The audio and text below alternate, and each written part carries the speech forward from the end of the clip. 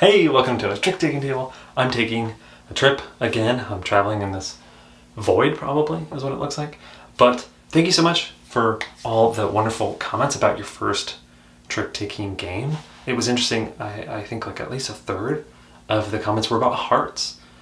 My first trick taking game too. So, heck yeah. It's funny that people's first trick taking game is a game where you don't want to take tricks for the most part. But I love that game, so solidarity. And one comment was funny. It was just 518, which I want to think is the trick taking game 500 at 18, or the trick taking game 18 when that person was 500. So we'll see. Congratulations. The copy of Just Heroes is gonna go to, I just randomly grabbed someone, but it was Julio Anderson Nunes. So I'll reach out, send this your way, that sealed copy of Just Heroes, and keep this crazy train rolling. We're gonna do another giveaway for 535. Ew. So yeah, just comment your favorite trick taker. Maybe? Is that too generic? Yeah. Why not? So yeah, if you want a copy of 535, comment your favorite trick taker. But let's get to the game at hand. So we talked about community as main community, right? And the first was just celebration of y'all, because y'all are amazing. And we're gonna keep doing that where all the intros are gonna have like giveaways, which is awesome. But today is going to be focusing on Big Cat Games. Big Cat Games, amazing person, Ayako, who has introduced me personally into a lot of trick-taking games. When I was first kind of peeking my head into the well of sorts of trick-taking, they had a game on there called Nikosu Dice, which is coming up in December. Yeah, I'm planning the months that far out. But it's just a wonderful, it's probably top 25, top 15, top 10 trick takers for me. Just absolutely wonderful. So huge shout out to them. And today, I believe, they're going live with a new game. I mean, they're going to have in stock a new game called Cursed Tricks. So that's what we're going to be covering today. So Cursed Tricks it's interesting. It keeps reminding me of the Bottle Imp, which we've covered in the past. And if you're familiar, or maybe if you're not, where the hook of the Bottle Imp is you're playing tricks, and if you play a really low rank, you like kind of win this bottle, but you don't want the bottle at the very end, because if you have the bottle at the very end, you get minus points, which is no bueno. But what's interesting about Cursed Tricks is, kind of in the hook of this game, is players are kind of playing the Bottle Imp, but it's almost as if the bottle was like broken up into multiple parts, because each suit can be cursed in the trick. And it's only if you win a trick with the suit, and only sometimes. So sometimes the card you win with is going to get cursed, and that curse can kind of like bounce around, like if other players play a stronger card, or you can remove the curse in interesting ways. So it's kind of like a fragmented Bottle Imp in a way. Really interesting. Let's go to the table and I'll show you how to play. The deck in Cursed Tricks is 4 suits, numbered 1 through 14. At 3 players, you take out one of the suits. Here we have the game set up for 3 players, so no matter the player count, every player is going to get out 13 cards, and then any left over is just going to be set aside. For the first hand, the first leader is just random, so let's say it's this melting smiley face here. So maybe they play into the trick with that 3 red. Cursed Tricks is a must-follow game, so coming over to this player over here, they'd have to play one of their red cards. As you can see, the red 1 is a little special. In fact, the 1 in all the suits is a bit special because the art is just a little different, and I'll explain why. But maybe they decide to hold on to that 1 and just play that 6. And finally, this player plays this 7. So how the game works is, the winner of the trick is the highest of the lead suit, so it would be this 7 over here, unless a 1 and a 14 were played. As you can see, the 14, they kind of have a little bit of special art. Like over here, their eye is red or whatever it may be. So in that case, if the 1 and the 14 of the lead suit are in, then the 1 would win instead of the 14. But besides that, nothing else is quite special. So in this case, the 7 would win. So the winner of the trick would collect the cards and put it face down in a pile of like collected cards for them, except they have to see if any of the cards is cursed. There's only one cursed card per suit, which will make a little bit more sense later. But for now, since there's no red card that's cursed yet, when a card is won with a red, because it was lead, right, and it was won with his red 7, that card becomes cursed. So that sits in front of that player face up.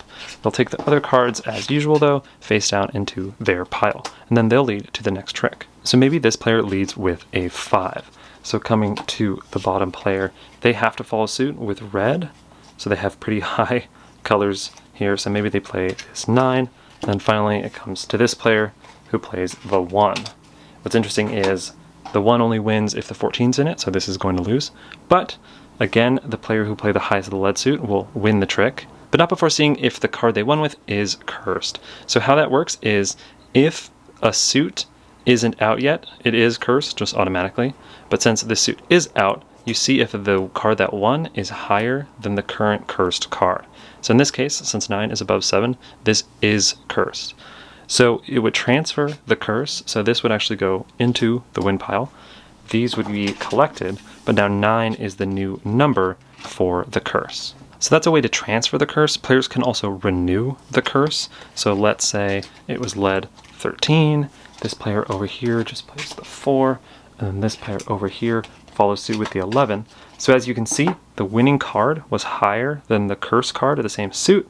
So that would mean that this would just go into the win pile, and this would just renew the curse with an even higher card. And this works in all suits. So if this was the next trick, right, and it was must follow, so players played this, the 9 would win, so then that would go in front of that player, and they would collect these cards. And players can have multiple curses, so say this player led the 8, and for this example, I'm trying to make this work here. The player over here played the 1. This would be the new curse card for that suit, right? And they would collect these. So again, if the suit hasn't been cursed yet, it's the first card that wins it. If it's the first to be played off suit, so let's say purple hasn't been cursed yet and it was lead, red, that one like that, and this player over here doesn't have red and they play this purple, this wouldn't curse anything, right? In this case, the card would just go into the win pile of whoever won it. And then also this case, this is another good example, since this is lower than the curse value, this wouldn't renew the curse, this wouldn't do that, you know, and have this person take that curse. Since it's lower, it just isn't cursed, and it would just go into the win pile of this player. Likewise, like let's say this person plays 7 and these players don't have any red, this person would win with 7. They'd check if it was cursed. It's not, because it's lower than the current curse value. So they would just take this and this and this into their win pile. If you haven't already guessed, curses aren't good. They're mainly bad for final scoring, which I'll explain in a little bit. But also, if one player ever gets all 3 of the curse cards, it ends the game, it ends the round sooner than usual.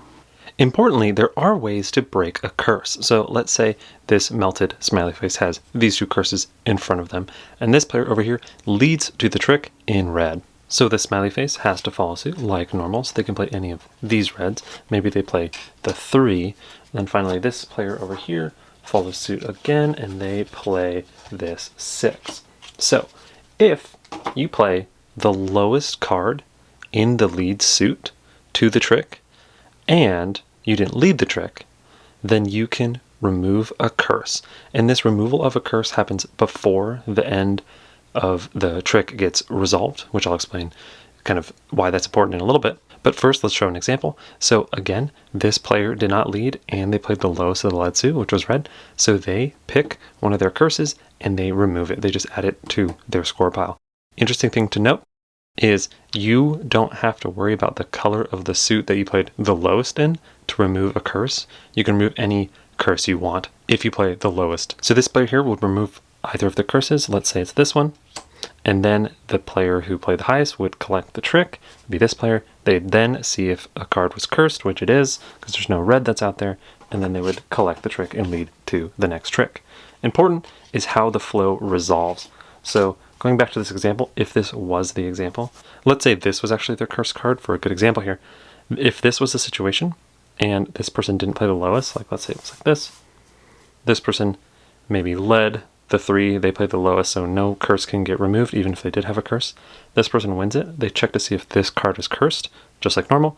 And since 6 is lower than 11, it's not cursed. They would just take this trick into their score pile and then lead to the next trick. But going back, if this person played the 3 and they decided to pick this card as the card that they broke the curse on, now there's no red card curse out. And so this card actually does become cursed. So the flow is super important. First, you check if someone who didn't lead or play 1 played the lowest. If they did and they have a curse, they can break any one of their curses. Then you see if a card is cursed. So the flow is kind of important there. Just to hammer home some rules, let's say this player played the 6, this player played the 2, and this player played the 1. The 1 can never break a curse. So this person wouldn't be able to lose this card as a curse. Also, if this person had a curse, maybe, well, let's get a color right here that would work. If this player had a curse, the 2 doesn't count as the lowest if the 1's in the trick. It's not like the 1 just goes away and then you find the next lowest. It just can't break a curse because there is the 1, which is lower. Again, a little bit wacky. So let's jump to final scoring here. Let's say these are the score piles for all the players. And again, this can happen either at the end of the 13 tricks or if one player gets all of the curses or all of the suits. But let's say that doesn't happen. So how the scoring works depends on the number of curses you have. So if you don't have any curses, you get 1 point per card in your score pile. So that's just great, right? If you have 1 curse, then all the cards that are that color in your score pile just don't get counted. So this person would count these all up and they'd look at all the reds and those are worth 0. So not too bad. This person got, a lot of points still. If you have 2 curses, you get 0 points no matter what, no matter how many cards you took. Doesn't matter at all. If you get 2 curses, just 0 points. And if you get 3 curses and are the reason the game ended early, you would get -6 points in a 3-player game or -8 points in a 4-player game. So just -2 per. So you really don't want the curses. They're just negative. If at the end of the hand, no one had ruined it by getting all the curses, then there is a special victory. If someone got 0 cards, they actually kind of shoot the moon in a way, and they'll get 10 victory points. Then you would just shuffle the cards up and re-deal, and you play 4 total rounds. The person who leads the next round is whoever won the last trick of the last round. And that's how to play cursed tricks. So that is cursed tricks, and we're in front of the sock drawer because my room's not the cleanest. But I really like this game. I think there's something to be said where games with tension, like inherent building tension of like busting, is always fun. I find that the game reminds me of the Bottle Imp, which we covered earlier on the channel. And that one has, if you're not familiar, kind of this impending doom in a way, where you want to play lower to win the trick, but every time you play lower, you're winning this bottle that you don't want, because at the end it's worth negative points. That one's a little bit brutal of a game. Getting stuck with a bottle is really harsh. In here, the scoring is relatively tame, unless you do get all 3 of the curses, but at that point, you've at least won 3 tricks. And I personally found, since you can't win a curse in a color that you play, you're kind of, if you already have 2 curses, you're kind of getting closer and closer and knowing what suits you might get that 3rd curse in. So there's a little bit more known kind of pushing of your luck compared to like the Bottle Imp. That one, again, almost has this impending doom, whereas this one is players can get pretty close to it, but not go too far. And it still happens, though. I've played this a bit, and I've seen definite hands where people do get those 3 curses, and it ends the hand early. And it makes for fun moments, because you're trying to sometimes go from waiting tricks, because there's really no benefit to... That's kind of a side thing later, but there's really not too much of a benefit to shoot the moon and get no tricks. I'll get into that in a little bit. But essentially, you can get from trying to get a bunch of tricks to sloughing a bunch to the person who has 2 curses. And there's a fun tension at the table where if someone does have 2 curses, everyone's kind of on edge. And sometimes people shift what they're doing and try to get that person a 3rd trick. I found that the game itself is a little bit tough to wrap your head around. The rules of like breaking curses and assigning the curse card, especially to teach, is a little bit tough, but I think once players get into the flow, it's one of those games that the rules might seem a little obtuse, but once you get into the flow, you're like, oh, this all makes sense. Getting to the scoring, I like almost all of it. There's just one thing that I don't like, which I'll get into at the end, but the fact that only getting one curse just negates one of the suits is really nice. It makes that kind of nice decision of, if you do have two curses, which one to break, and trying to remember what you've taken, which suit you've taken. And the fact that two curses is just 0, it keeps it kind of clean for scoring, but also you don't really get into the negative until you get 3 curses. And that, I think it's nice to have a game where there's ways to get points, there's ways to get nothing, and there's ways to get minus, because you can kind of make that your goal if someone's winning a lot, to try to get them to have the minus points and kind of have a little bit more of this pull in the scoring.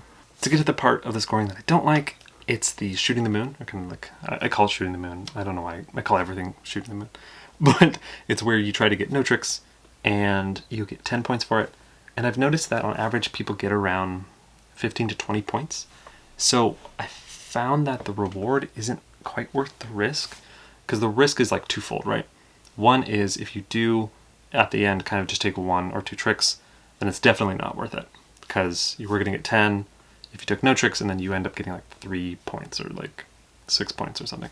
So then you're like, oh, okay, I didn't get no tricks, I didn't pull it off, so I got less than the full shoot the moon value.